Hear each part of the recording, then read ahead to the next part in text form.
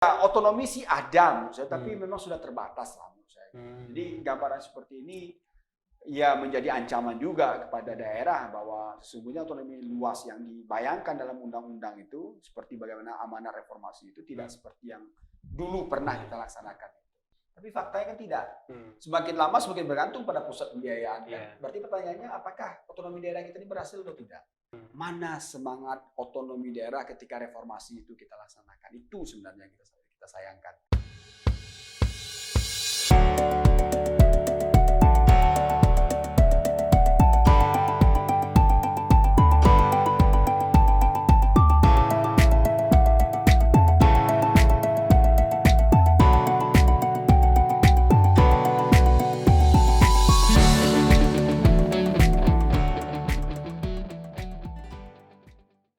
Halo kerabat Andalas TV, berjumpa lagi bersama saya Rudi Antono dalam program Andalas Ngepas.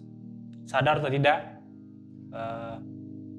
secara perlahan otonomi daerah itu terus bergeser.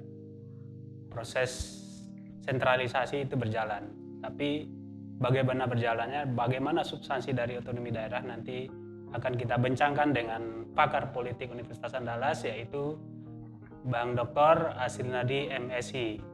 Apa kabar Bang? Alhamdulillah sehat. Alhamdulillah sehat. Ya. Berjumpa lagi Bang. Sama-sama. Terus. Bang, ini menarik ya. Ya. Rudi sejak 2005 ya, sejak 2005 memperhatikan bagaimana implementasi dari otonomi daerah itu. Dan sampai sekarang justru semakin menarik ya. Ini betul-betul otonomi daerah atau memang sudah sentralisasi. Faktanya beberapa kewenangan itu sudah ditarik. Ya. Beberapa salah satunya baik itu di pemerintahan maupun di perusahaan-perusahaan BUMN ya. Itu sudah dilakukan. Apapunlah alasannya itu, tapi itulah upaya menarik kewenangan atau kekuasaan itu sudah terjadi. Abang sendiri melihatnya bagaimana? Iya, ini fenomena yang bagi saya agak setback ya, agak mundur ke belakang. Bahwa satu dalam agenda reformasi kita ketika transisi demokrasi berdemokrasi ini adalah memperkuat daerah ya, membangun hubungan pusat daerah yang harmonis dan memperkuat kedudukan daerah sebagai daerah otonomi luas. Dan itu sudah dibuktikan tahun dengan Undang-Undang 299 ya. Namun memang kita tidak bisa nafikan ada dinamika di masyarakat juga ya, kemunculan tentang identitas lokal, kemudian raja-raja kecil, politik identitas bahwa mereka masyarakat asli daerah, kemudian PAD putra asli daerah, penguasaan lahan karena mereka putra asli daerah, sehingga ini juga mengkhawatirkan pemerintah pusat. Jadi Undang-Undang 2299 itu yang dianggap memberi titik berat pada otonomi daerah kabupaten kota itu dianggap perlu direvisi. Makanya muncullah setelah 5 tahun 32 2004 ya. Nah 32 2004 menariknya ada hasil penelitian Nordal dan Fili ya mengatakan bahwa ada proses yang tiba-tiba muncul tanpa ada diskusi publik sehingga kewenangan-kewenangan daerah itu ya otomatis diambil oleh pusat gitu. Misalnya digeser ke otonomi terbatas ke tingkat provinsi. Karena selamanya dengan 2299 provinsi itu tidak dianggap oleh kabupaten kota, bupati, wali kota ini, mereka bypass kewenangan seperti koordinator aja. Seperti koordinator aja dia langsung ke Jakarta. Makanya waktu itu masih ingat saya Pak Gamawan Fauzi sebelum jadi Menteri Dalam Negeri kan mengkritik itu. Dia sampai mengatakan kalau begini ya tidak perlu ada daerah provinsi, kalau bisa dibubarkan saja langsung aja gitu kan. Dan karena bagaimanapun provinsi juga tidak punya daerah, tidak punya masyarakatnya, dan kewenangannya juga tidak ada gitu kan. Nah ini kan jadi persoalan yang terbatas gitu. Nah akhirnya kan menarik setelah dia diangkat jadi Menteri Dalam Negeri oleh Pak SBY tahun 2009, yang dilakukan pertama kali itu kan mengeluarkan peraturan pemerintah kalau salah saya nomor 19 2010 tentang kewenangan gubernur sebagai wakil pusat di daerah. Nah sejak itu kedudukan provinsi menjadi kuat sampai hari ini. Nah Undang-Undang 23 2014 itu semakin memperkuat kedudukan pusat itu, kedudukan gubernur itu. Nah beberapa kewenangan kan ditarik di sana itu. Yeah. Ada 4 kalau salah saya itu, lingkungan hidup, Yeah. ya, pertambangan, Pertambangan. kemaritiman, Yeah. dan pendidikan terutama SMA. SMA ya. Nah, padahal ini kan sudah diuji judicial review oleh Tri Risma hari ini di Kota Surabaya kan, tapi MK mengabulkan gitu kan.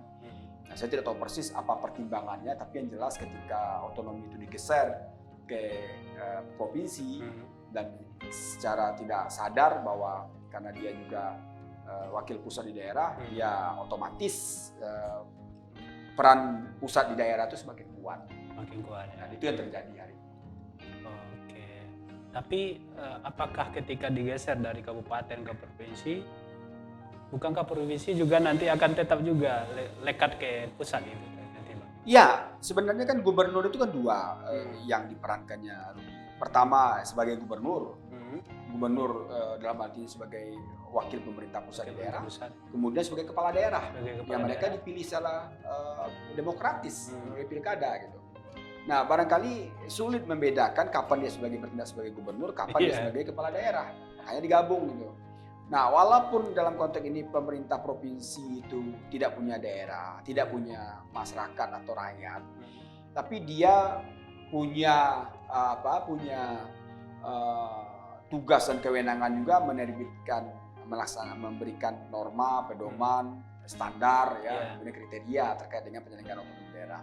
Artinya kabupaten kota juga tidak bisa sembarangan melaksanakan otonomi daerah gitu. Kalau tidak ada persetujuan dari provinsi, tidak bisa juga.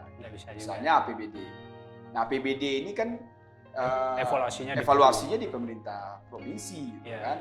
Dan hal-hal lain dengan perda yang ada di kabupaten kota. Gitu. Jadi kedudukannya semakin kuat.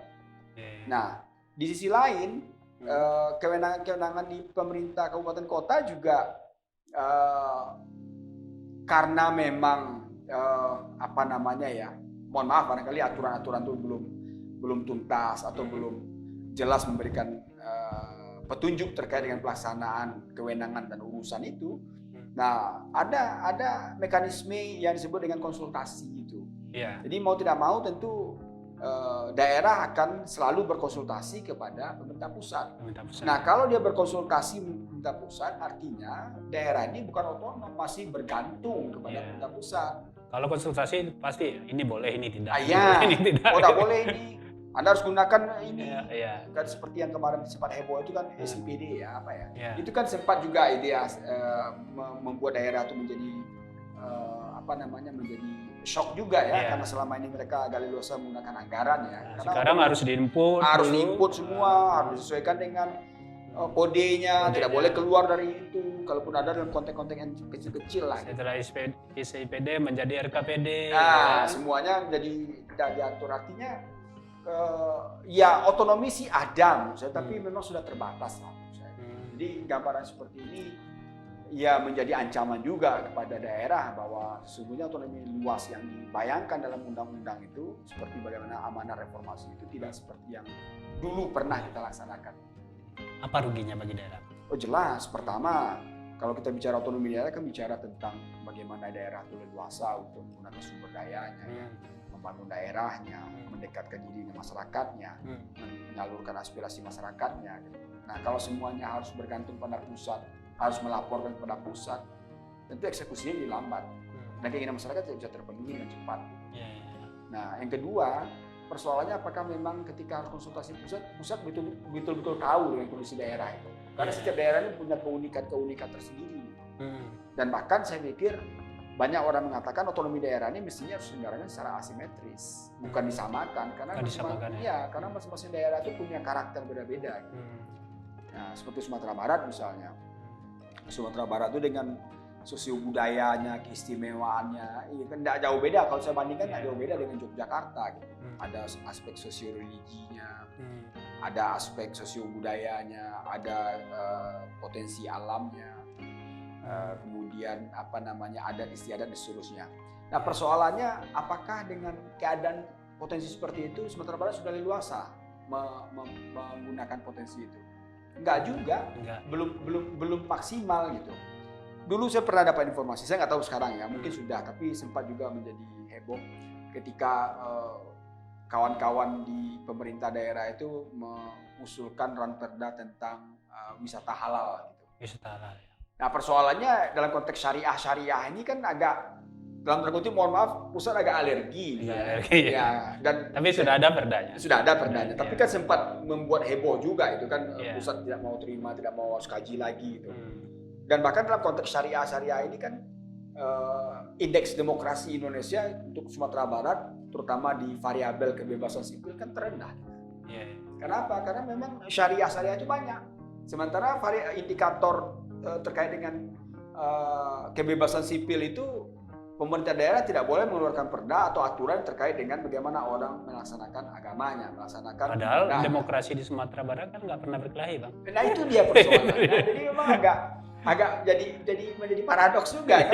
Ya, dibilang bahwa kita tidak demokratis di sipil. Oh, kita ini kan kebebasan sipil kita luar biasa di Minangkabau ini. Musyawarah mufakat, demokrasi deliberatif itu kan sama kedudukannya, setara masyarakat sipil itu. Bahkan nini mama sekarang, anak kemenakan sekarang masih bisa berdialog kan, tidak lagi dalam artian bahwa mama dominan terhadap kemenakan, sekarang kan tidak lagi, ada dialog di sana gitu. Ya, karena sekarang ini anak kemenakan kan sudah semakin cerdas, semakin pintar, semakin tinggi pendidikannya, sehingga bisa diajak diskusi. Kalau dulu kan memang dominan. Ya, mama itu. Gitu. Bang, kembali ke otonomi daerah tadi. Memang terbatas. Ya. Dan kata Abang kan kalau diterap pun otonomi daerah, kalau anggarannya nggak ada kan nggak bisa juga diterapkan otonomi daerah itu, Bang. Ya, mestinya kalau kita berotonomi juga ada otomoninya. Jadi otonomi ya, otomani ya juga. Gitu. Artinya ada uangnya juga. Nah mungkin kewenangan diberi tapi nggak diberi uang. Nah dulu kan semangat kita juga ada semangat, saya masih ingat di awal reformasi Pak Amin Rais memperjuangkan federal ya, karena memang Indonesia yang majemuk, potensi alam berbeda-beda, kemudian pembangunan daerah selama ini dengan negara kesatuan ini tidak merata gitu, sehingga alternatifnya federal. Dan memang di dunia ini hampir 70% memang federal sistemnya. Federal ya. Nah tapi kan dari beberapa diskusi elit di Jakarta itu memang akhirnya takut dengan federal ini. Gitu. Iya, pastilah ya. Trauma lah ya, seperti itu. Akhirnya ya kembali ke negara kesatuan Indonesia. Nggak ada lagi, terbenam lah wacana federal, sehingga diberi otonomi luas konsekuensinya. Nah, artinya bahwa otonomi luas yang diberikan itu kan sebenarnya bisa dikatakan kuasi federal. Itu artinya hampir semuanya diberikan kecuali 6 urusan itu. Ya, 6 urusan ini urusan federal sebenarnya ini. Pertahanan, keamanan, moneter, fiskal, agama karena kita di unik Indonesia ya. Agama, kemudian satu lagi luar negeri. Nah, seluruhnya ambillah oleh daerah. Nah, persoalannya di 2009 oke. Tapi lama-lama mungkin pusat nggak tahu, merasa sedikit sekali kewenangan saya, diambil lagi sedikit. Ini saya enak daerah aja ini. Ya, makanya saya enak daerah aja ini. Akhirnya sampai sekarang daerah pun ya masih bergantung pada undang-undang. Terutama dari segi perizinan ya, Pak. Perizinan, anggaran pun tergantung. Dulu kan sekarang ada insentif, itu kan bagian dari itu ya, ada dana alokasi khusus ya. Nah, padahal daerah ini kan tidak semua daerah ini yang memang kreatif ya, karena memang potensi sumber daya manusianya gitu. Nah, kalau yang kreatif oke lah dapat dana insentif daerah, dapat dana alokasi khusus itu. Bagi sumber daya yang terbatas misalnya, tentu nggak dapat insentif dia. Gimana caranya mendapatkannya? Nah, berharap kalau daerah-daerah kaya seperti Riau misalnya adalah dana perimbangan ya, dapatlah dia berapa triliun dari dana bagi hasil itu. Nah, kayak Sumatera Barat, hutannya semua yang ada ini hutan lindung semua, mau dimanfaatkan tak bisa. Tapi tak ada kompensasi untuk itu kan. Yang ada cuma DAUDAK. Ada DAUDAK aja, ada insentif pun ya, itu pun harus sering-sering main ke Jakarta tuh. Kalau enggak dapat apa-apa. Kalau enggak dapat juga afiliasi kita ke menteri, ke partainya ya enggak dapat juga gitu. Jadi memang harus lobby tingkat tinggi juga. Nah, ini kan sebenarnya indikator seperti ini kan tidak baik sebenarnya. Harusnya memang ada indikator-indikator kalau mau otonomi harus diberikan keleluasaan. Walaupun saya menyadari segi keuangan ini ya memang ada peningkatan juga tiap tahun ya. Dana transfer daerah kan tinggi sampai dari ya terakhir kan tiap tahun naik gitu. Tiap tahun naik menurut saya ya. Tapi kita nggak tahu persis ya. Sebab gini juga sebenarnya di daerah juga kan diberi dana besar pun akhirnya disimpan juga di bank banyak gitu. Dan dana itu kan nggak dimanfaatkan juga menjadi simpanan jadinya kan, nggak dimanfaatkan untuk masyarakat, untuk pembangunan. dapat bunga deposito juga. Nah, itu yang dikhawatirkan. Biru juga ya. Ya itu yang terjadi gitu. Oke Bang, dengan kondisi yang terbatas itu apa yang harus dilakukan kepala daerah sehingga memang pelaksanaan pembangunan di daerah itu bisa optimal? Ya, sebenarnya kalau kita bicara tujuan otonomi daerah itu kan pada akhirnya daerah yang mandiri. Daerah mandiri itu dari segi pelaksanaan urusan kewenangannya, pembiayaan urusan kewenangannya, kemudian kebijakannya dibuatnya. Nah, persoalannya adalah dari tahun 99 kita anggaplah starting kita dari nol itu di 99 yang 2099 itu.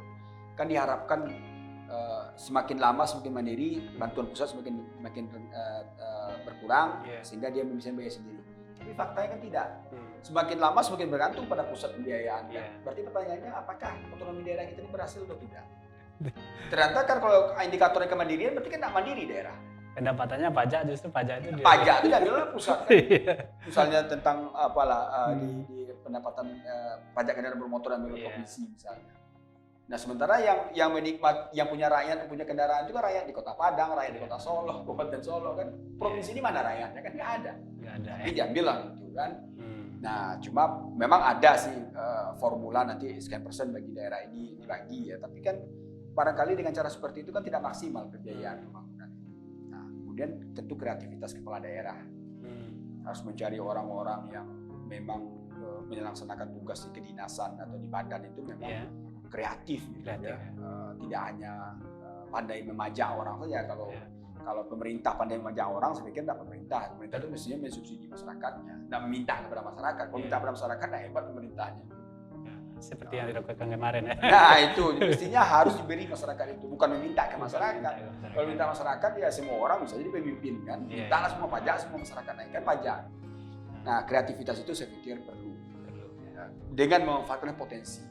Yang paling penting itu pemetaan terhadap potensi yang ada. Sementara misalnya dari segi pendidikan ya, sumber daya alamnya, wisatanya. Nah, tapi kan pengelolaannya masih setengah-setengah, kan tidak ada yang betul-betul sumber daya alam kita ini, terutama pariwisata yang booming sehingga terkenal di mancanegara kan nggak ada.